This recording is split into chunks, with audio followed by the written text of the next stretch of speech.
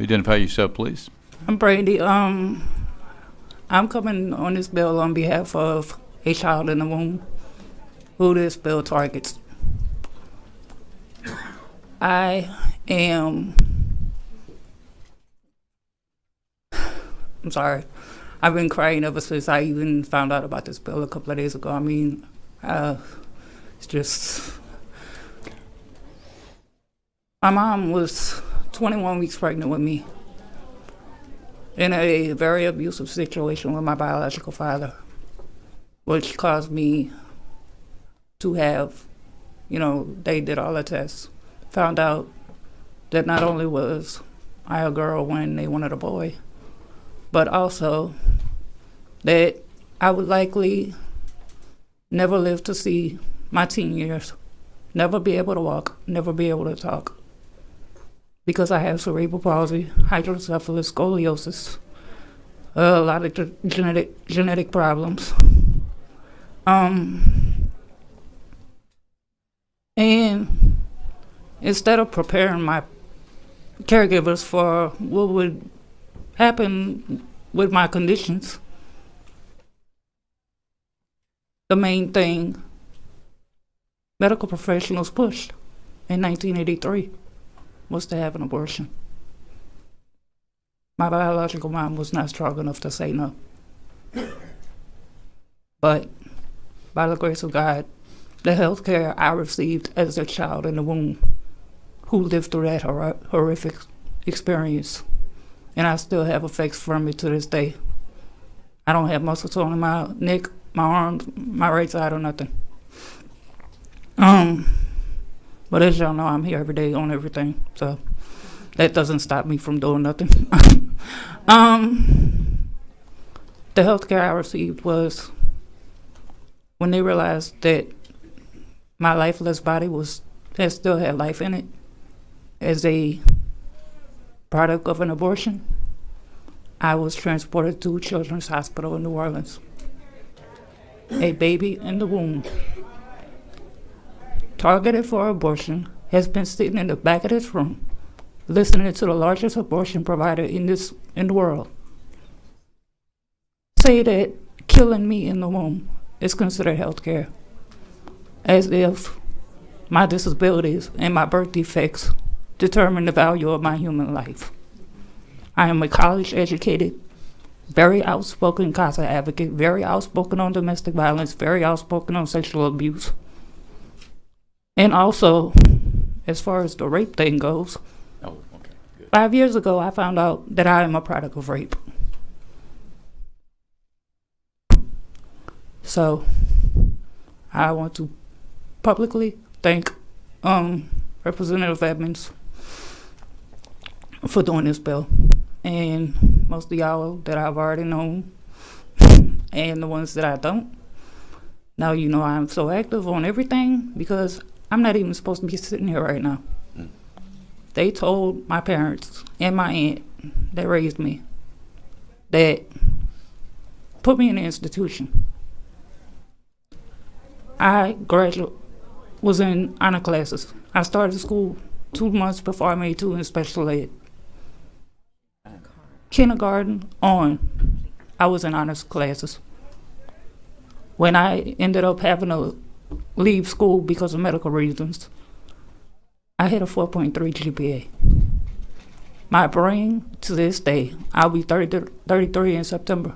My brain to this day on a CAT scan or MRI looks like worse than a ball, Jack's ball, 3/4 deflated. The part that doesn't exist is the part that forms cognitive skills. The part that allows you to function on your own. But I feel like for such a time as this, even though I've been doing this advocacy stuff since 2008, these kind of bills happen because finding out everything I found out in the last few years, it just hits personal because watching all the Planned Parenthood videos, I'm sorry for bringing Planned Parenthood up, but I'm a product of the abortion industry, so it hits me pretty hard, more harder than it does a lot of y'all. watching the videos, and even though they claim they were edited, I don't know how you can edit two technicians laughing about aborting a 22-week fetus baby, which even if they call it a fetus, define fetus in Latin, it means little one. Thank you. Thank you, Brandy. Great job. Mr. Mills, identify yourself, please. Gene Mills, President of the Louisiana Family Forum. Members, Mr. Chairman, thank you for the opportunity. There's not much I can add to the compelling testimony that's been offered to you today, except to say the beautiful children that you've seen here today and the compelling testimony that Brandy has brought doesn't always end in a live child. I had a very close friend. In fact, my high school best friend married my wife's high school best friend. He was my roommate in college. We met at LSU. And in the course of their pregnancy, they had the unfortunate incidents of being one of that statistic that Rick Edmonds talked about a moment ago, the 133,000 or so per year that receive one of those abnormality prenatal tests, and they are told the facts. And oftentimes the facts are not contextualized in form of relationship, in form of opportunities, in forms of what can be done to remediate some of the concerns. Instead, in the best medical interests, they're often told to pre-prepare a couple for what the medical profession believes is the best outcome. And oftentimes that is not a debatable. You have an authority figure speaking to a young couple, or worse, a single young lady, in the most difficult circumstance of their life, all alone, and I underscore that, all alone. And the very authority figures that can bring either a remedy or throw a lifeline are offering, communicating medical facts that may in fact be true or may in fact be accurate, but aren't necessarily the truth. In Ronnie and Annie's case, they decided at that time that was not the course of action for them to take, even though their child's brain was being formed outside of her skull and her body, and they were told with near certainty that child would not survive beyond a couple of hours after birth. I'm happy to report to you that they decided that this child and her dignity deserved not only the care of a loving mother and father, but the caution and the respect that's afforded to that life as they held their baby as she died, and then provided a Christian burial. What we're talking about today is not taking away a woman's right to decide. What we're talking about today is teaching a medical profession the ethic of life that Louisiana represents and how we administer that. And unfortunately, too oftentimes we get lost in the cold medical hard facts, and there are casualties when that occurs. I would respectfully encourage you today to favorably pass this amendment, or this bill. Thank you. Dr. Cudley. Good morning. Thank you, Representative, for the opportunity to speak here. Actually, I wasn't initially planning to speak about this bill. I wasn't aware of it until moments ago, but I think I have something to offer, a unique perspective. In my 13-year career as a physician, I've taken care of thousands of women, pregnant women, including those who've had a diagnosis prenatally of Down syndrome, among other problems. These children don't always survive to live birth, but when they do, understandably, there are sometimes issues. When I started medical school, my first research project was on the psychological sequela of women having experienced an abortion. And that's what I want to speak about that I don't think is well appreciated. And one of the statistics that really was compelling and surprising that I did not expect to find is that of those women who are more likely to suffer from depression and then actually end up in other issues such as alcohol abuse, drug abuse, and even suicide, those women who had an abortion advised to them because of a genetic anomaly were the ones at greatest risk. And while every pregnant woman that comes to me, does come to me in a situation where I'm responsible for both of them, I'm just speaking here about the woman. That's should be sufficiently compelling, the argument against discrimination of the preborn child, but the woman herself suffers even more significantly when she is encouraged to have an abortion for this reason. And the data didn't point out that she was encouraged to it, but that's already established. The data just pointed out women who have an abortion for this reason. But I've had many patients that came to me that transferred care to me because their prior obstetrician was so heavily encouraging them to have an abortion that they found it increasingly difficult to go to further appointments. They could no longer take the what they felt was an abuse in terms of pressure and treating their preborn child as if the child was already dead, in a way to sort of break down their will to eventually accept that recommendation to undergo an abortion. So that's just all I have to offer on this point. Thank you very much. Thank you, sir. Randy, identify yourself, please. I'm Brandy. I'm coming on behalf of this bill on a fairly different one than I took on the last one. But I will say at first, Carhart, that was mentioned in the court case on this bill, I had an encounter with him in 2008, between 2008 and 2009, when I was praying on the sidewalk of George Stiller's clinic in Wichita, Kansas, which he was also doing abortions at. One day, I was praying in front of the incinerator after they turned it on. He was going to McDonald's for lunch, saw me on my knees, rolled down his window, knowing my background, and told me that I was a sorry excuse for a human, and sped off. May 8th, 2003, after a very horrific situation, trying to prevent myself from having to go down that road because of the fact that I knew that's how I got here, I became not only not a sidewalk counselor, I guess you could say, that I had done since I was 8 years old in front of clinics. I became a patient. It was also a day that Tulane medical students were doing their clinical rotations. Back then, 13 years ago, they were open 6 days a week. The day I went was one of their busiest. So with that, a Tulane resident was given my case. The first time I tried to look at the monitor, they slapped my face. The girl, who is now the office manager, was the ultrasound tech back then. The next time I looked at the monitor, trying to look at it, never did get a chance. They put a sheet in between me and the monitor. The first bill I actually testified on was 2010 here, was the ultrasound bill.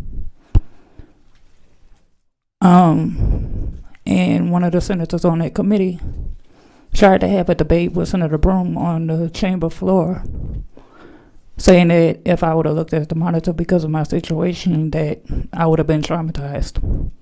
At that point, it had been 6 years, and I came back at him and told him that had I been allowed to see the monitor, my child might have been here.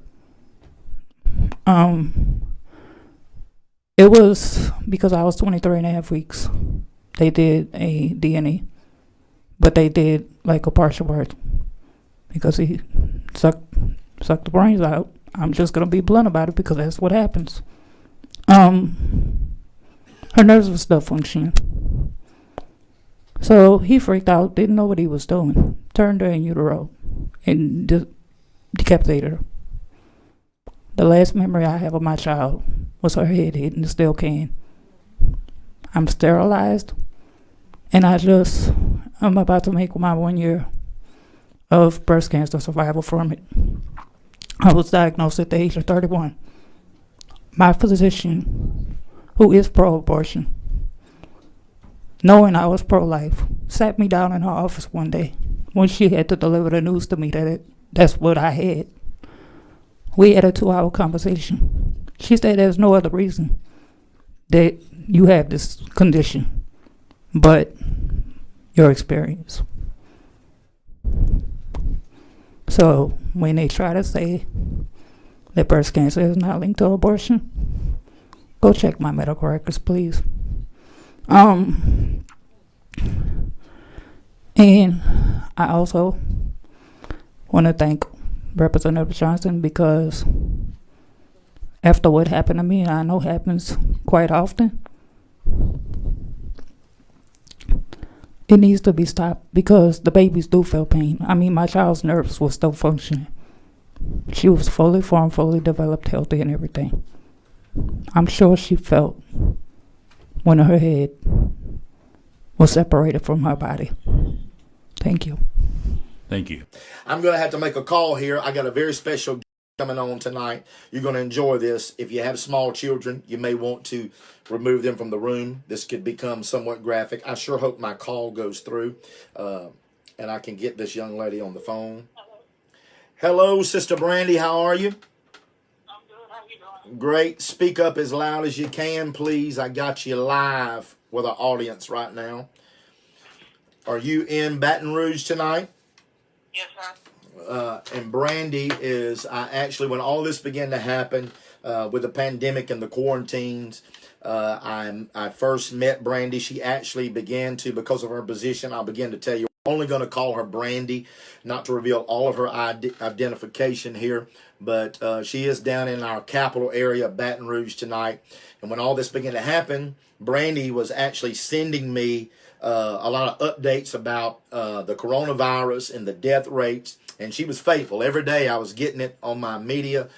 She was updating me about the cases and the death rate and just staring us right in the face. I'd like for you to tell us a little bit about what your position is as being a liaison and what you do. You're obviously an activist. Just tell everybody what your status is right now the best you can. Legislative liaison is pretty much like a lobbyist, advocating for different populations. Mine, because of everything I've been through, is practically for the most vulnerable that most forget about, not just with regular life, child abuse, foster care, veterans, domestic violence, sexual trauma, that kind of stuff. Right. It's the great work that you're doing. So, Brandy, you have an amazing testimony. When I begin to hear Brandy's testimony, this is heart-wrenching, so you may have to get your Kleenex out. But you have an amazing testimony concerning your mother's attempt to abort you. And I want you just to tell us, first of all, the miracle that happened the day that your mother went into an abortion clinic, and just tell us what happened on that particular day. Long story short, my mom's abortion was forced, which I will understand before this whole interview is over with. And I was carried to New Orleans, what used to be the largest abortion clinic in Louisiana, but shut down in 2016 because of violations. The day my mom was forced to walk in that facility, she was 21 weeks pregnant. Because of my gender and other situations and domestic violence, not being able to get in, that's where she was brought to. But when the nurse, it gets to me, but when the nurse was getting ready to take the trash out, because after the abortion was complete, I was in a pain. My body was lifeless, so everybody thought it was a success. She picked up the pan, my arm shot up. So, pictures were taken, and I was transported to receive medical care. Amazing, an intervention of God's, basically, and I hope you guys can hear her very well. But basically, after the abortion, laying in a pan, and they're ready to do whatever they do, the next step, and they think it's been a success. She should have been dead at that point. What'd you say, Brandy? That was at 21 weeks. Yeah. At My 21. babies don't survive preemie without abortion being involved at that stage. So at 21 weeks, her mother has an abortion. Brandy is laying in a pan, and her hand goes up, which amazing that we're sitting here talking to her right now. But this attempt at the abortion, Brandy, I want you to tell everybody, because first of all, then of course she said she was transported medical. She survived it. How? Only an act of God, only a miracle from the hand of God could do such a thing. But this attempt left you with some brain injuries and other things, Brandy. Help people understand, what a miracle your testimony is, even just to be here talking to us tonight. I want you to tell people about some of the injuries or the disabilities you succumbed in the attempt of the abortion. With my brain, my skull was smashed, and my skull was crushed and my brain was smashed in. The part of my brain that literally, as you've seen on the pictures I sent you, that was taken from one of my brain scans last year, the part that doesn't exist forms cognitive skills and, the stuff that allows you to communicate and function on your own. I have spastic CP. I don't have muscle tone in my neck, my arms, on my right side especially, because the left side of my brain is what was messed up, so that affects the right side of my body. I have epilepsy, hydrocephalus. I mean, my medical rap sheet is literally probably taller than I am, and I'm 5'5". So, I mean, her cognitive skills, it was at a crushed skull, brain damage, all of these things. She just goes through the list. But, when you start dealing with cognitive skills, these are the things that people have to function on their own independently to be able to speak and take care of yourself. But in spite of that, if it's not enough a miracle that she doesn't die in that clinic, but with all of those injuries that she succumbed to, that now I want you to tell them this, Brandy, because in spite of whatever handicaps, you defied the laws of medicine, science, to graduate. Tell us again very quickly your scholastic and education accomplishments in spite of all those injuries and even brain traumas. I have all honors in my academics, and I went into healthcare till I went into politics in 2008. I mean, And go ahead.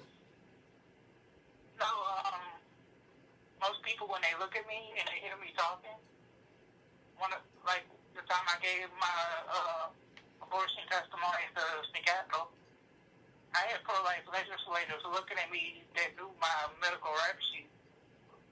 Were like, what? How can you even be sitting here? Because when after abortion wasn't a success, they literally tried to get my mom to institutionalize me, and when she wouldn't, they made her see a psychiatrist and everything else. She flat told them God gave her to me the way I was for a reason, and nothing was gonna stop her from, getting me to be as independent as I could. Right. 3 days before she passed away, I cooked spaghetti for her on the stove. They literally told her because of my pain sensation problems and everything that I would never be able to use a stove. What a miracle. What a miracle. And we're so glad your mother got to see that. And we're going to get into talking to some healing here and praying for people. Some of you that have been through this or however it's affected your life. The mercy of God, there's nothing God can't forgive. There's nothing that God wouldn't reach to. So, but I want to get into the part of this. I don't know if you've been with us for about an hour as I've been talking, Brandy, but good. Actually, the reason that you were being carried, or at least we know that God had an ultimate reason, or you wouldn't even be here alive right now. Yeah, this is touching. I'm seeing people here that are they're being blown away with wows and glory to God. And this girl is this young lady is an amazing testimony. And like I said, not only she should have been dead in the pan, but if she did survive it, just the brain trauma and a crushed skull, she should be a vegetable at the best. But to be working as a legislative liaison, to be a lobbyist and an activist as she is, speaking up, and she has a loud voice down in our state capital, Baton Rouge, is why I really thought to bring her on tonight, because she's so credible, and I wanted all of you guys to hear this very heart-touching story. But the reason carrying you. There was a specific reason for your birth in general. I want you just, you don't have to elaborate more than you feel comfortable, but I would like for you to tell them why your birth was planned out to begin with. Well, I'm going to try not to get graphic, but I was conceived in a satanic ritual. My contributor is a high priest Satanist. Has been deceased since 4 weeks before my mom passed in 2017, but I was conceived in a ritual, and intention, whether in the womb or after birth, was to be sacrificed to Moloch. And they actually tried it several times after the abortion attempt failed. So in case you didn't get that, what she just told you is that, and because people a lot of time don't, and Brandy, if you don't mind, are you 30 years old? I'll be 37 in September. 37, so you've been around here a while. Yes. But what Brandy just told you was, now this was 37 years ago. She was actually conceived in a satanic ritual, and the reason for her, as she calls it, the contributor who contributed the seed for her conception, was so that Brandy, whether in the womb or out, would be used as a sacrifice to what I've been talking to you about tonight, unto Moloch, Baal, which we know ultimately is a principality that works underneath the heading of Satan himself. So her life as it was, and we know that God had the ultimate plan, but her life as it was organized, strategized by a cult of people who planned on taking her at birth, or however they were going to do it, a few days after, to do what I've been preaching to you about here for about an hour tonight, to sacrifice her. But Brandy, what you told me is that they were looking for you to be a male, and when they discovered that you were a female, they pretty much told your mother her services were no longer needed, and the child that she was carrying was not of use to them. Is that correct? Yep. And I've also been called a sorry excuse of a human by a very well-known late-term abortionist who does partial birth abortions. So, Well, you're inspiring a lot of I'm the people. devil's worst nightmare. You're the devil's worst nightmare. You're inspiring a lot of us tonight, because this is, and here we are down in the Bible Belt. We're kind of Louisiana, the buckle on the Bible Belt, and we think that, you know, but I mean, going on 37 years ago, what do you think's happening now? So I'm going to get into some of this here in just a moment. When me and Brandy finish, I just wanted you to hear her voice tonight, and I'm going to tell you where you can go watch her video where she testified in Baton Rouge, and it was a very powerful testimony that she gave in a hearing down there as an activist and a lobbyist against abortion. But Brandy, to the best of your knowledge, what do these Satanists or these Luciferians, these Moloch worshipers,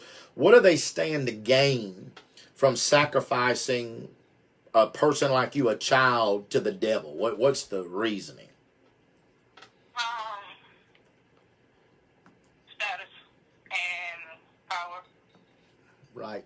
Like, with me personally, I know for a fact, because my first brain surgery, Children's Hospital in New Orleans would not do it. It was too risky. No other hospital around would do it because of my computer status in the cult world. Wow. One of those orders got a hospital to do it and a doctor. I literally had my first brain operation done and paid for by the worst kind of demonic people imaginable. And so what she's telling you there, these people have connect. You know, when people think about a Satanist or an occult, they think about somebody standing on a pentagram with some candles out in the backyard. That's not what we're dealing with here. What she's talking about, these are the elite of the elite. These are people who function and operate in the very highest systems of government. And she's talking about medical. When other hospitals wouldn't do her brain surgery, these people had connections to get things done that you typically couldn't get done and bought and paid for. Brandy, thank you so much for joining us. I'm going to give you just a minute here just to, before we wrap up, just to share your heart, say whatever's on your mind tonight. You can do anything short of cussing, but I want you, God's really done a work in your life, and I pray for you. I appreciate you being so brave and being so bold, and I'm going to share that YouTube video where they can go watch you, and this just puts kind of a solidification on what I've been talking about for an hour or so. People don't believe this really goes on, but I'm going to give you just a minute. Just take about 60 seconds, a minute, and just share your heart, what's on your mind, what you want to say, how good God's been to you. To make the situation real with the pandemic and the persecution of Christians in this issue, Yes. we have a governor who professes to be Catholic and claims to be 100% pro-life. We have a pastor 10 miles from an abortion clinic in Baton Rouge sitting on house arrest for holding church services while the clinic in Baton Rouge has probably killed more babies since the virus epidemic started than people have died of the virus in East Baton Rouge Parish. Wow. The pictures I've sent you have happened 2 times a week since this outbreak started. They will only close the first 2 weeks. Which is a very amazing thing, and I don't know if you posted those pictures, but Brandy had sent me some pictures when a lot of these things were started going on, and we know that churches are being closed down, told they can't have church. But I believe you give me the numbers because she's in Baton Rouge, and she actually led some lobby or some activist protests against the abortion clinic. But you said that in the clinic were about 50 people, and then you sent me pictures of them lined up outside around. And there was no social distancing going on in Lancaster. You know, abortionists that travels here from New Orleans didn't even have protective gear on us because, you know, the governor said you got to have a mask on. Right. And She people, gets away with not having a mask, but Tony Spell gets 6 citations for holding church. that's right. Regardless of, Y'all don't call it persecution. I don't know what it is. hey, I don't know what it is. Regardless how a person would feel about Tony Spell, what she's telling you is that abortion clinics are essential and they can be packed out to capacity, no social distancing, going all the way around the building. No police are showing up. Nobody's putting ankle bracelets on anybody. Nobody is telling. So you can continue. I want to say it like this. The devil can continue his church service worshiping Moloch, but you can't continue worshiping Jesus Christ. And it's the double standard that we're into right now for our governor, that somehow God will wake him up before it's too late, because if we don't, Louisiana and many other states that are going through the same thing, they're going to be shook by the hand of God, because you can't do what we're doing and get away with it. Brandy, thank you so very much. I know that there's hundreds of people listening to you right now, and thousands that are listening to this through the week. Thank you for calling in. Thank you for your hard work. Thank you for everything you're doing down in Baton Rouge and standing up for those that don't have a voice. You're doing a great job, and I want everybody to put Brandy on your prayer list. Brandy, till next time, maybe I'll have you back. I appreciate you. All right. Thank you. You have a good night. You too. Love you. Bye. I love you. Oh, my God, folks. If that doesn't get a hold to you, I don't know what can get a hold to you. Whew. My Lord, my Lord, my Lord. That shakes me up for a minute, folks. I'm gonna finish up. Now, you just heard it there, and after you heard it from Brandy, in case you weren't, I don't know how well the reception was that you could hear, but this young lady conceived in a satanic ritual, what she calls her seed contributor, her father.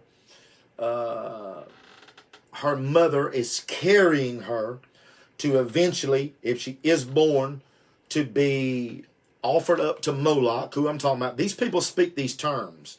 These people are not atheists. These people believe in a God. They just don't believe in the God.